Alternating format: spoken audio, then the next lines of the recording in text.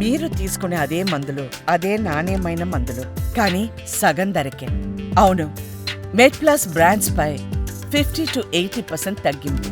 Hello నమస్తే, నా పేరు doctor Suresh Kumar Panaganti, paediatric intensivist, head of the department paediatrics, Yashoda hospitals, Hyderabad. మనం ఇప్పుడు ఆటిజం గురించి తెలుసుకుందాం. ఆటిజం అనేది ఒక డిసీజ్ కాదు. ఆటిజం అనేది ఒక డెవలప్మెంటల్ డీవియేషన్. అంటే ఎదుగుతున్న బ్రెయిన్ ఏదైతే ఉందో దానికి స్టిమ్యులస్ కొరవడడం మూలంగా పిల్లల్లో ఆటిజం అనేది వస్తుంది.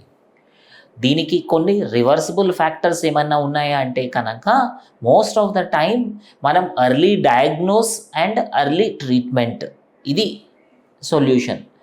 చాలా వరకు ఎర్లీగా డయాగ్నోస్ చేయలేకపోవటం మూలంగానే థెరపీ డిలే అవ్వటము, దాని మూలంగా పిల్లలు పూర్తిగా రీకవర్ అవ్వకపోవటం అనేది జరుగుతుంది. ఎంత ఎర్లీగా పికప్ చేయాలి దీన్ని, ఇది చూద్దాం మనం.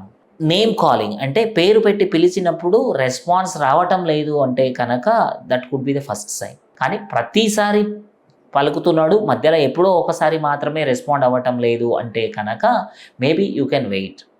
సెకండ్ థింగ్, ఎప్పుడైనా కూడా మీ పాప లేదా బాబుకి చెవుడు ఏమన్నా ఉందా అనే అనుమానం వచ్చినా, లేదా కొత్త వస్తువుల్ని చూసి ఎక్సైట్మెంట్ లేకపోయినా, లేదా తల్లి లేదా తండ్రి చేసే అటువంటి థింగ్స్ ఇమిటేట్ చేయకపోయినా, లేదా వాళ్ళ ఏజ్ తగ్గ పిల్లలు ఉన్నప్పుడు వాళ్ళతోటి కలివిడిగా లేకపోవటము, వాళ్ళ పాటికి వాళ్ళే ఉంటూ వాళ్ళ ప్రపంచంలో వాళ్ళే అలా ఉన్నారు అంటే కనుక ఆటిజం సస్పెక్ట్ చేయాలి.